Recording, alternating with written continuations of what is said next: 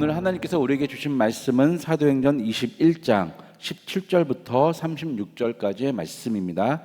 사도행전 21장 17절부터 36절까지입니다. 교독하여 읽겠습니다. 예루살렘에 이르니 형제들이 우리를 기꺼이 영접하거늘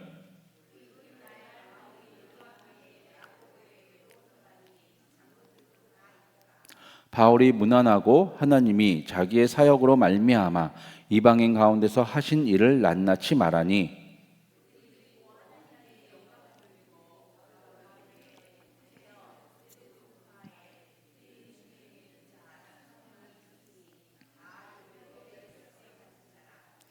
내가 이방에 있는 모든 유대인을 가르치되 모세를 배반하고 아들들에게 할례를 행하지 말고 또 관습을 지키지 말라 한다 함을 그들이 들었도다.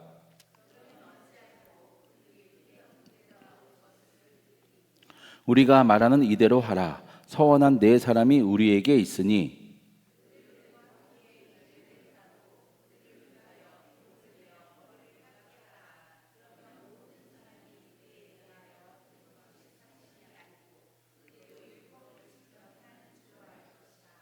주를 믿는 이방인에게는 우리가 우상의 제물과 피와 목매어 죽인 것과 음행을 폐할 것을 결의하고 편지하였느니라 하니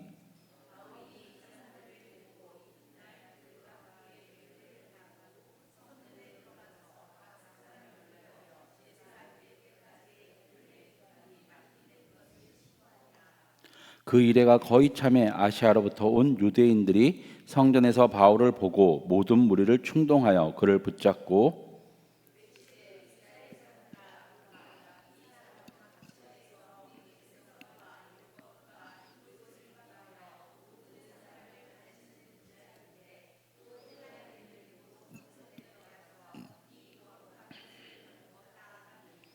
이는 그들이 전에 에베소 사람 드로비모가 바울과 함께 시내에 있음을 보고 바울이 그를 성전에 데리고 들어간 줄로 생각함이로라.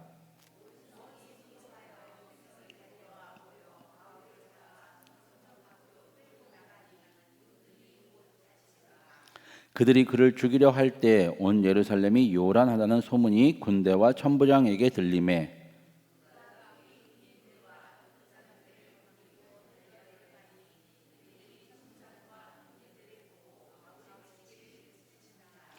이에 천부장이 가까이 가서 바울을 잡아 두 쇠사슬로 결박하라 명하고 그가 누구이며 그가 무슨 일을 하였느냐 물으니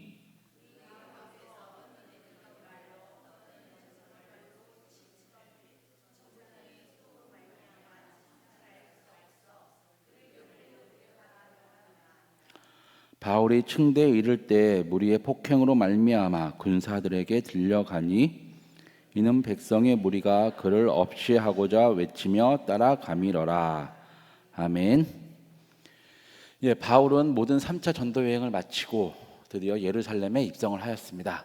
그가 입성하자마자 제일 먼저 한 일이 무엇이냐 하면 교회 지도자 야고보와 장로들을 찾아가서 자신이 그렇게 지금까지 했던 그 모든 사역을 얘기하고 그 결과를 다 알려주었습니다. 그 이야기를 들은 야고보와 교회 장로들은 기뻐하였죠. 그러면서 한편으로는 걱정이 있습니다. 무엇이냐 하면 그들이 유대인이라는 사실입니다. 아무리 예루살렘 교회에 예수님 믿는 자들이 있었어도 그들은 태생부터 유대인이었고 그리고 자라면서 유대인으로 살았고 지금도 유대인이라는 생각을 가지고 있습니다. 이 말이 무엇이냐 하면 그들에게 있어서 아무리 바울은 믿음으로 구원을 얻는다고 예수 그리스도를 믿는 그 믿음으로 말미암아 구원을 얻는다고 이야기하지만 예루살렘에서 자라고 예루살렘에서 성장하고 예루살렘에서 믿은 유대인 그리스도인들은 자신이 유대인이기 때문에 예수님을 믿는 것도 중요하지만 그들에게 모세가 전해준 율법을 지키는 것도 중요하다는 생각이 아주 강합니다. 그런데 야고보가 뭐라고 얘기합니까? 우리 안에 우리 믿는 자들 중에도 율법의 열성인 자들이 수만 명이 있다. 근데 그들뿐만 아니라 그들 중에 순회 전도자로서 로마 제국 각 도시에 가서 유대인들의 회당에 가서 아니면 이미 세워진 교회에 가서 말씀을 전하고 온 자들이 이렇게 얘기한다. 바울 너가 우리를 배신했다고. 이 이야기는 그러니까 바울이 사울일 때, 그러니까 그가 회심하기 전에 스데반을 죽였던 내용과 똑같은 겁니다. 스데반이 우리 율법을 무시하고 모세의 율법을 폐하라고 얘기하지 않느냐. 그것처럼 바울이 똑같이 얘기한다. 뭐라고 하느냐? 할례를 받지 말고 그 아들들에게도 할례를 행하지 말라. 어떻게 유대인 우리가, 그리고 그 로마 각 도시에 있는 유대인들의 자녀에게 유대인으로서 당연히 해야 될 유대인의 정체성은 할례에 있는데 그것을 행하지 말라고 하는 건 우리의 정체성을 깨트리려고 하는 바울의 수작이다. 이렇게 이야기를 했다라는 것입니다. 그러니 어떻게 얘기합니까? 야고보는 바울의 그 모든 보고를 듣고 그가 걱정돼서 이렇게 합니다. 그러니 그렇게 얘기한 사람이 있다. 너가 우리 율법을 망치려고, 우리의 공동체를 해체시키려고 사람들이 노력한다고 이야기하니 너가 그렇지 않은 걸 보여줘라. 그래서 우리에게는 서원한, 여호와께 서원한 사람 4명이 있으니까 그들의 서원 기간이 다 찼다. 원래 율법을 보면 출애굽기와 레위기에 있는 율법을 보면 서원한 자가 기한이 차면 그 제물을 가지고 서원제를 드려야 합니다. 그러니까 바울 보고 얘기합니다. 너가 이 서원한 사람 4명의 후견인이 되어서 이 4명이 서원한 이후에 서원한 것이 다 찼으니 여호와께 제사를 드릴 수 있는 모든 것들을 너가 책임져라. 그러면 그 주위에 있는 사람들이 그 모습을 보고 바울 너가 율법을 해하는 것이 아니고 율법을 망하게 하려고, 우리 공동체를 해체시키려고 하는 사람이 아니라 율법도 지키면서 복음을 전하는 사람이라고 이해할 것이다. 그러니 우리 안에 있는 사람들 중에서는 더 이상 그런 말이 바울이 우리를 망치려고 하는 사람입니다라고 하는 말이 나오지 않을 것이니 그렇게 해라. 바울은 그 이야기를 듣고 당연히 그렇게 합니다. 왜냐하면 바울이 외친 거는 율법을 지키지 말라는 것이 아니었기 때문이죠. 그는 율법으로서 너희가 구원을 받아서 율법을 지킴으로, 가장 대표적인 할례를 받음으로 구원을 받는다고 생각하면 그 구원은 예수 그리스도의 하나님의 선물이 아니라 너희들의 행위의 대가이기 때문에 그것은 선물이 아니다. 믿음으로 구원받는다고 할 수 없다라고 이야기했었기 때문에 당연히 바울은 야고보의 조언에 따라 그 율법을 지키며 결례, 그 서원한 사람들이 지켜야 될 모든 결례에 필요한 비용과 재물과 그 모든 절차를 최선을 다해서 지킵니다. 문제는 그 서원한 기간, 그리고 제사들에 대한 기간이 끝난 다음에 일어납니다. 아시아에서 돌아온 유대인들이 있습니다. 이 사람이 믿는 자인지, 이 사람들이 믿는 자인지 아니면 그냥 유대교에 열심히 자인지는 모릅니다. 그러니까 유대인들이 들어왔습니다. 근데 그들이 성전 안에 있는 이 결례, 율법에 따라 예를 행하고 있는 바울을 보는 순간 그들의 감정이 폭발했습니다. 그래서 뭐라고 얘기합니까? 저기 저놈 잡아라, 저놈 잡아라, 바울 저놈 잡아라. 저놈이 누군지 아냐? 괴수 중에 괴수다. 저 로마 각국에 있는 저 도시, 저 퍼져 있는 우리 형제들에게 가서 그가 우리의 율법을 지키지 말라고 이야기하는 자다. 그래도 괜찮다고 이야기하는 자다. 그뿐만 아니다. 그들이 한 오해가 무엇입니까? 바울은 돌아오면서 혼자 오지 않고 일행과 같이 왔습니다. 17절과 18절에 보면 우리라는 말이 나와요. 17절에서 우리를 가까이 영접하거나 얘기합니다. 그리고 18절에는 바울이 우리와 함께, 그러니까 바울뿐만 아니라 그 우리에는 이방인도 헬라인도 로마인도 있었을 것입니다. 근데 그 전날 시내에서 이렇게 같이 돌아다니고 있던, 예루살렘에서 같이 돌아다니고 있던 그 모습을 본 그 사람들이 바울이 들어와 있는 순간 같이 들어왔겠구나 오해를 해서 바울이 이곳을 이제 그가 율법도 지키지 말라고 했는데 이방인마저 이곳에 들어왔다. 사실 바울은 지금 서원제를 행하고 있기 때문에, 제사를 지내고 있기 때문에 이방인의 뜰을 넘어서 진정한 성전 문 안으로 들어가 성전 안뜰로 들어가야 됩니다. 이 안뜰은 유대인 외에는 여자도 못 들어갑니다. 남성 유대인 성인만 들어갈 수 있는 지역입니다.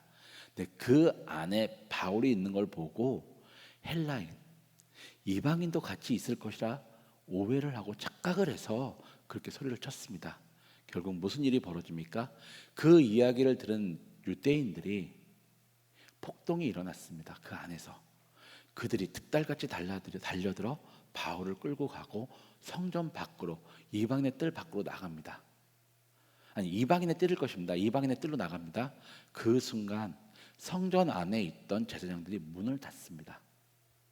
그리고 그 자리에서 돌로는 아니지만 그들이 모여들어 바울을 때리고 폭행하기 시작합니다. 그 소식이 그 성전 가장 바깥 외벽, 이방인의 뜰을 감싸고 있는 외벽 옆에 있는 로마군 주둔지에 들렸고, 성에서 폭동이 일어났던 이야기 때문에 로마군이 출동을 해서 바울을 구출해 줍니다. 이것이 오늘 우리 본문의 전체 내용입니다. 우리가 여기서 한 가지 생각해 볼 것이 있는데, 첫 번째는 바로 유대인의 정서입니다. 분명히 유대인은 예수 그리스도를 믿고 성령을 받음으로써 그 이전에 예수님이 하신 그 말씀을 다 기억하고 쭉 그 말씀을 유대인에게 전했습니다. 그리고 사도행전 11장과 15장을 통해서 더 이상 이방인에게 할례가 중요하지 않은 문제임을 교회 전체에 공포했습니다. 유대인이 아니라 이방인에게. 그리고 유대교회, 유대 예루살렘 교회에 있는 사람들도 바울은 유대인에게 갔지만 유대인이 대부분 거절하고 이방인에게 가서 이방인의 교회 세운 것을 다 들었습니다. 이번에 와서도 바울이 와서 제일 먼저 한 것이 무엇입니까? 이방인 중에 교회가 생겼고 자신이 성령님의 인도하심으로 어떻게 사역하여서 이방인의 교회가 든든히 서갔는지 그 내용을 보고했습니다. 근데 야고보는 무엇을 합니까? 너가 모든 유대인을 가르친다라고 얘기합니다. 물론 바울은 유대인에게 복음을 전했지만 그 복음이 들어가지 않았죠. 받은 사람도 있고 안 받은 사람도 있습니다. 모든 유대인이 아닙니다. 그런데 야고보는 모든 유대인을 가르친다라고 얘기합니다. 그리고 두 번째는 예루살렘에 지금 머물고 있는 유대인들을 보십시오. 분명히 이들 중에도 바울이 어떤 년인지를 알고 있는 사람도 있을 것입니다. 어쩌면 바울을 착각으로 사람들을 선동해서 바울을 죽게 만들려고 했던 사람들도, 거기에 찬동한 사람들도 어쩌면 바울이 있던 지역을 왔다 갔다 하면서 그 지역의 소문을 들은 사람도 있을 것입니다. 그런데 이들도 그 사람들의 말, 야고보가 했던 그 말을 그대로 믿습니다. 저 바울이란 놈이 우리 공동체를 무너뜨리게 하기 위해서 그들이 우리의 율법을 지키지 말라고 유대인들을, 저 로마 제국 각지에 있는 유대인들, 흩어져 있는 유대인들을 선동하고 가르치고 있다라고 이야기합니다. 사실 다 오해고 착각입니다. 여러 가지 문제가 있고 여러 가지 내용이 있지만 가장 대표적으로 얘기할 수 있는 건 유대인들의 상황입니다. 유대인들은 그들의 종교적 특성 때문에 로마 제국으로부터 세금만 내면 자치를 인정받는, 자신들의 법과 문화와 종교를 지키고 로마의 종교를 따르지 않아도 되는 특권을 누렸고, 이 특권은 유대에 살고 있는 로마인뿐만 아니라 로마 각 도시에 살고 있는 유대인도 똑같은 특권이었습니다. 문제는 그 특권을 쉽게 하는 무리들이 있었고, 각 로마 제국에 살고 있는 유대인들은 자신들의 특권을 유지하기 위해서 그 도시에서 치열하게 살고 있었습니다. 때로는 이중적인 태도를 갖추기도 했죠. 마치 로마의 법을 따르면서 로마에 협조하는 것처럼 하면서도 자신의 것을 지키고, 아니면 로마의 고위직, 로마에 살고 있는 정부의 고관들이나 황제, 아니면 자신이 살고 있는 도시에 로마에서 파송한 총독들과 좋은 관계를 맺어서 그들을 통해서 그 혜택을 누리고 있었는데, 바울이 감으로써 무슨 일이 벌어집니까? 그 도시에 살고 있는 높은 유력자들의 기부인과 남자들이 유대교를 떠나 바울에게 갔습니다. 그 이야기는 그 도시에서 유대인들이 자신들의 정체성을 지키고 사는 것이 힘들게 되었다는 뜻이죠. 반면에 바울을 따라 예수님을 믿는 유대인들은 그 특권을, 그들이 유대인이라고 하면서 하는 그 특권을 그대로 누리고 있었고, 무임승차하는 식으로 누리고 있었기 때문에 그게 싫었고 미웠을 것입니다. 그래서 예루살렘에 있는 바울을 보자마자 그렇게 해서 자신들에게 무임승차하는 그놈을 죽여야겠다, 그놈을 없애야겠다는 생각을 하게 되었던 것이죠. 사실 바울은 자신에게 오는 이런 오해가 익숙했고요, 죽을 뻔한 위기도 넘겼죠. 심지어는 이고니온에서 돌을 맞아 죽었다고 생각해서 버려두고 갔을 때도 살아났습니다. 그리고 그는 그런 오해, 자신의 동족 유대인들이 믿지 않는 그것에 많이 슬프기도 했었고요. 그래서 그가 예루살렘에 왔을 때 비록 그는 율법이 중요하지 않다고 생각하지만 유대인들을 위해서 유대인으로서 율법을 지켰습니다. 자신의 다가오는 그 위협을 피한 것이죠. 그렇지만 뜻하지 않게 또 다른 죽음의 위협이 다가왔습니다. 바울에게 있어서는 예기치 못한 위험입니다. 죽음의 위험. 그 모든 것들을 피하기 위해서, 예방하기 위해서 노력했음에도 다가왔던 그 죽음의 위협. 우리는 세상에 살면서 이런 위협이 다가옵니다. 물론 바울처럼 죽음은 아닐지 몰라도 우리의 삶에 있어서 때로는 고난이, 박해가, 아니면 인생의 실패가 다가올 수도 있습니다.